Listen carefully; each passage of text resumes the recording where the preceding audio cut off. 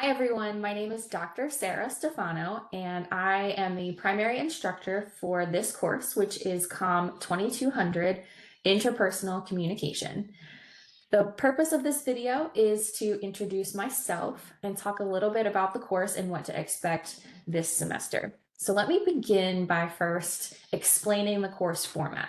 This course is an online asynchronous course, which means there are limited opportunities for face-to-face interaction.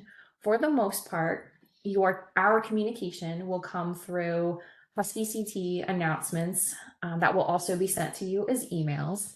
And each week you'll be asked to view a recorded lecture. Sometimes that lecture is broken down into two parts just to make it a bit more manageable. But you'll listen to some recorded lectures and then you'll complete an assignment. And for the most part, there is something to turn in just about every week of the course, but the assignments are pretty straightforward, so we'll talk a little bit about that here shortly. I have been a faculty member here since the spring of 2019. Prior to that, I was actually a PhD student in communication here at UConn, so I'm very familiar with this department. So if you have any questions, not just about the course, but about the department or other courses or faculty members or anything like that, I'd be happy to help you, or at the very least, if I can't help you find someone who can assist you. So I was a PhD student here until 2016. And then after that, I taught at Northeastern University in Boston in their communication studies program. And then in 2019, I came back here. I was hired as a faculty member here. So that's kind of how I got here. I've taught a number of courses in communication, anything from COM 1000 back when I was a grad student, public speaking, to some of the more advanced interpersonal related courses. I've also taught some media courses, so I feel as though I've sort of run the gamut when it comes to teaching courses in our department and outside of our department. I currently teach this course, and I teach our quantitative research methods course, which some of you have probably taken or will have to take at some point before you graduate. So either welcome back, or I'm excited to work with you in the future. I also teach our nonverbal communication course, which is an excellent follow-up to this course. So if you enjoy what we discuss this semester, I would strongly encourage you to enroll in that course in the spring, or in a future semester. My research and teaching interests lie primarily in the realm of interpersonal communication. Specifically, I focus on interpersonal communication and nonverbal communication as they both intersect with health communication. So that's kind of generally where I'm focused, but I also do some research and have recently started doing some research on teaching and learning and incorporating some of those interpersonal and nonverbal communication elements in that as well. So I'm excited to work with you all this semester and get to know you a bit better and perhaps work with you again in the future. I am originally from Kentucky, so I did my bachelor's work and my master's work at the University of Louisville. And I think we probably pronounce that city name differently, but that's kind of where I came from, and moved here in 2011, again, for the PhD program. I am, in fact, married to Dr. Stifano. So if you took COM 1000 on the store's campus in person, then you have probably met my husband. We also have a daughter, and we have a beagle who is snoring in the background right now. I'm not sure if you can hear him. Hopefully you cannot. But that's kind of our family situation. So they keep me on my toes when I'm not at UConn teaching. Another thing I want to mention is that I will be working with a graduate teaching assistant this semester, as I do every semester. That position kind of rotates, so you will be hearing from that individual via video shortly. And I should mention that the grad teaching assistant, very similar to the way things work in COM 1000, is or should be your first point of contact for this course. So you should trust that that person can answer your questions and can guide you accordingly. So I recommend that you reach out to them if you have any questions. If you want to set up a meeting, that should be the person that you go to. But in all honesty, the easiest way to make sure you cover your bases is when you send an email, just include both of us on that email. And I actually, on Husky CT, provided instructions for anybody who may not know how to CC an individual on an email. So your best bet is to send a single email and include both of us on that email. It also increases the timeliness of the response, because if we're both getting the email, then the person who sees it first is going to be most likely to respond to it. And this also enhances transparency in the course, right? So we avoid a lot of confusion that way, make sure that everyone's on the same page. So I strongly recommend that when you do send emails, you include both of us on that email. So if you do want to set up a meeting, you should try the graduate teaching assistant first and then come to me. And I should mention, this is not because I don't want to interact with you all, but I have other courses and other students. And so I just want to make sure that we're all maximizing our time and resources so everybody can kind of get the help that they need. Make sure, if you haven't already, that you thoroughly read the course syllabus. There is a syllabus quiz, just to make sure that you kind of understand everything as we get started during the semester. I know, especially with an online asynchronous course, it can be easy to maybe not dive into those kinds of logistical materials, but I do encourage you to take a good look at the syllabus so that you can do well on the syllabus quiz, but also so you have a firm grasp of what to expect this semester. The schedule is also available on Husky CT, and as I create assignments, those will populate automatically into the calendar for the course. The exam dates are not going to populate in that course calendar, though, until they become available. So just make sure that you're kind of keeping track of your own calendar in addition to the one provided on Husky CT.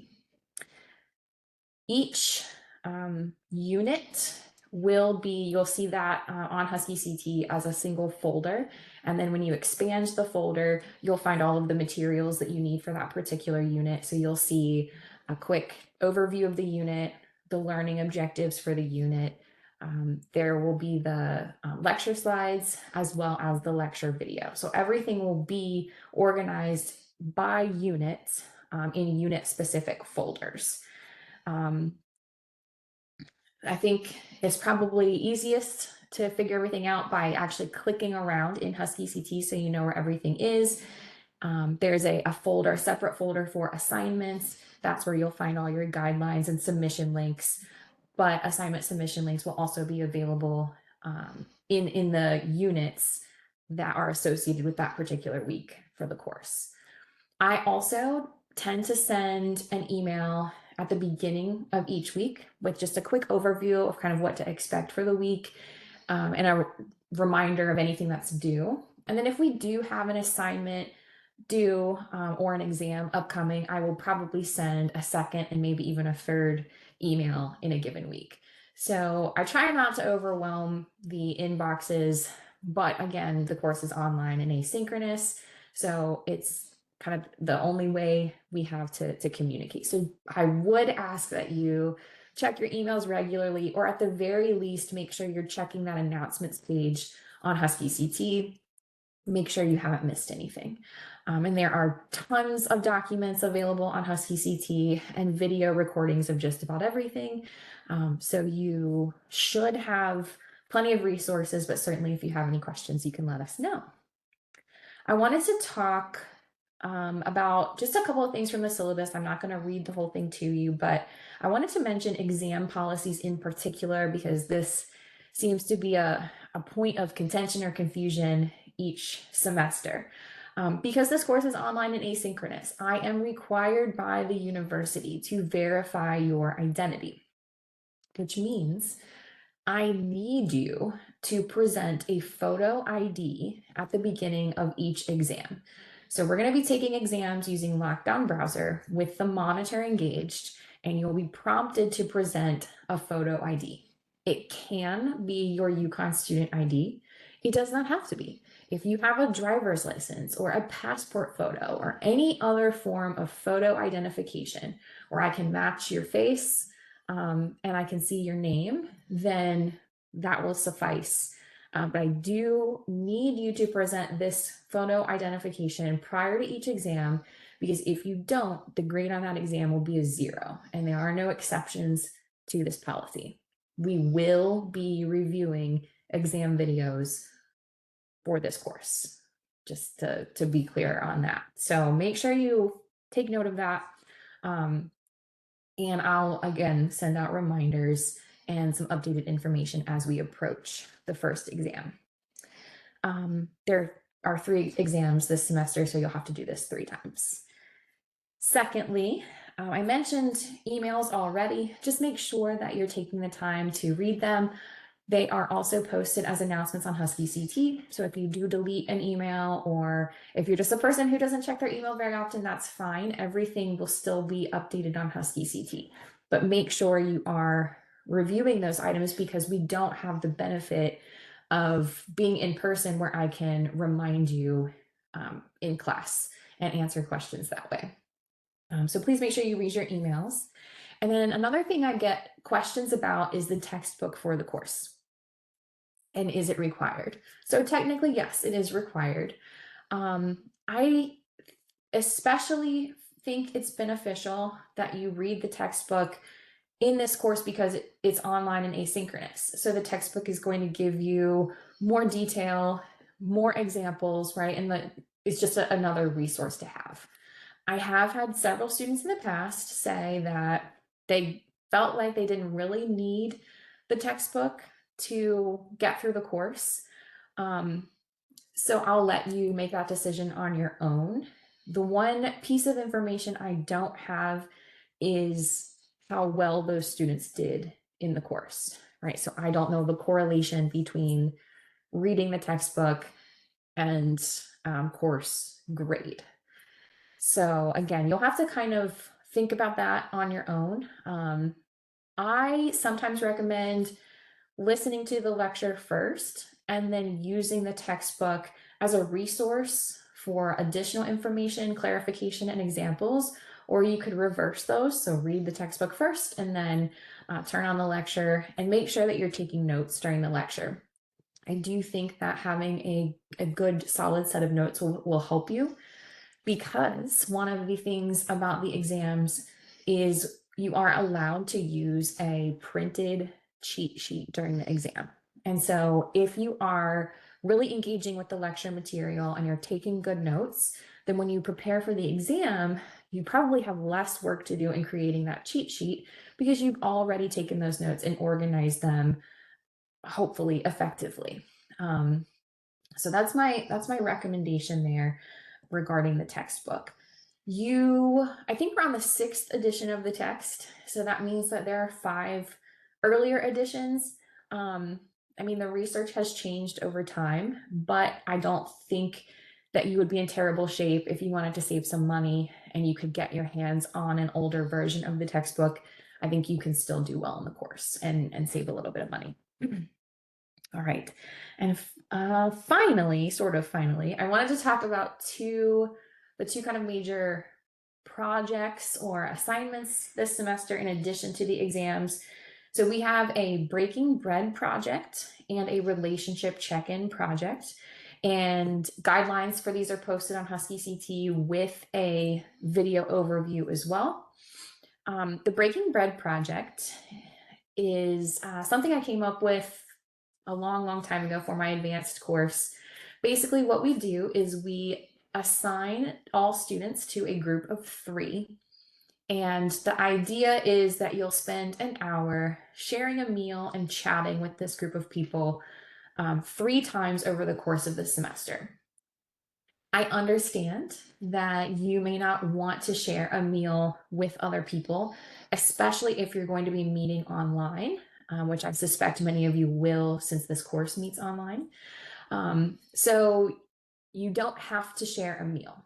The most important part is that you meet for 1 hour with this small group of people 3 times during the semester and reflect on that experience. So it's basically a way for you to practice and notice what you are learning in the course as it pertains to your interpersonal interactions.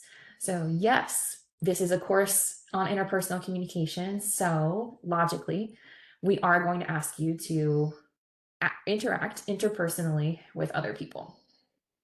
I've gotten some good feedback on this project in previous semesters. I've had students actually come up to me, several semesters later in a different course and say, I made a friend in doing the Breaking Bread project, and we're still friends to this day. Thank you so much for setting that up. So I think it's an overall good experience. So I hope you have fun with that. And then the second major project is the relationship check-in project. Similarly, you are going to meet with an individual 3 times over the course of the semester, but this person is someone that you are already in a relationship with. So this could be a parent, a sibling, some other relative. It could be a coworker. It could be a mentor. It could be a romantic partner, any type of close relationship that you are currently in and will ideally still exist by the end of the semester is fair game for this project. So as you'll see on Husky CT, we provide a set of questions to guide that conversation. And those questions are related to the material we're covering in that particular section of the course. So you have some guiding questions to get the conversation started, but you don't necessarily have to stick to those questions. So this is a pretty flexible project. The most important thing is this gives you an opportunity to do something that you probably take for granted, that you probably don't do, but know that you should. And I think you'll come out on the other side appreciating the experience. And this is what I've been told by students in previous semesters. So this gives you that opportunity to literally check in with this other person that you care about, and have a conversation, not just a conversation, but a conversation about the relationship itself, which I think is something that we probably don't do as often as we should. So again, hopefully that'll be a fun project. There's a lot of information on Husky CT about it. I do want to mention that we are mandatory reporters, so we do ask that you not share any information that you wouldn't want us to potentially share with other parties. Certainly, if you are experiencing a dangerous situation or a crisis or something like that, we'd be more than happy to help you. But if you talk about those things in your relationship check-in, it's highly likely, even if it's something that has happened in the past, that we will have to share that with the appropriate institutions on campus. So I do just want to make that very clear. I also want to mention that that project has the potential to open up some maybe unexplored feelings, which is okay. It's okay to feel things, certainly. But if things become difficult, just let us know, and we can either figure out an alternative assignment, or you can change partners or something to that effect. But we will work with you. We want to make sure that you're prioritizing the relationship and your mental health and your partner's mental health as well. So all of that's covered in a separate video and a separate document, but I thought I'd mention it here as well. So those are your two kind of primary project. The nice thing about both of them is that all of the submissions are individual submissions, so your grade is not impacted by anyone else's participation. Now, of course, if the person you choose for the relationship check-in refuses to participate in the relationship check-in, you should probably try to find a different person for that assignment. But we can talk about that if you have questions. I also wanted to mention that I have incorporated tokens into this course. If you've taken a course with me before, you're probably familiar with this. Tokens are used to increase the flexibility of the course. So for example, you'll get 3 tokens at the beginning of the semester, and you can use those tokens to either extend a deadline on an assignment by 48 hours, so 2 days, or you can use a token to revise and resubmit an assignment after it's been graded and you've received feedback on it. So you get 3 tokens to do with whatever you want. The only thing that you cannot use a token for would be an exam. So tokens do not apply to exams. If you have an extenuating circumstance preventing you from taking an exam, then you should reach out to the Dean of Students office as well as to us and let us know, and we'll see what we can do to help you navigate that situation. And then finally, I have to mention AI use. I know that it has benefits, and I don't want to act as though it's not, part of our world now, and it's not part of academia now. I know that it is, but it is interfering with student learning. And the nice thing about this course is this gives you an opportunity to really think academically about things that you experience every day. You communicate with others every single day, for the most part. I'm guessing most of you do anyway. And using ChatGPT to write these reflections and things like that, it kind of stifles that experience, right? And certainly leaves you ill prepared to succeed on an exam or a higher stakes individualized assessment where you wouldn't be able to use AI. So I think, the long story short here is don't use it. If you need, I would, and I know some students say, well, I run my work through ChatGPT to help with grammar and things like that. I would much rather you write in a way that is maybe less grammatically correct, less organized, than use ChatGPT to do your work for you. So that's my note there. We don't have the bandwidth to pursue every single submission that we think was ChatGPT was used. If we are going to look at them all though, and if we see that it's happening time and time again, if we have that case, we are going to come to you with that case and probably file a report with community standards. So it's in your best interest, just not to do that. And you most certainly shouldn't be using ChatGPT to complete the work on the exams. And we can generally figure out when people are doing that too. Although Respondus should prevent that from happening, and I know that there are ways around that. So I'll leave it there. I am looking forward to this semester, and I will be in touch. If you have any questions, feel free to send me an email and let me know.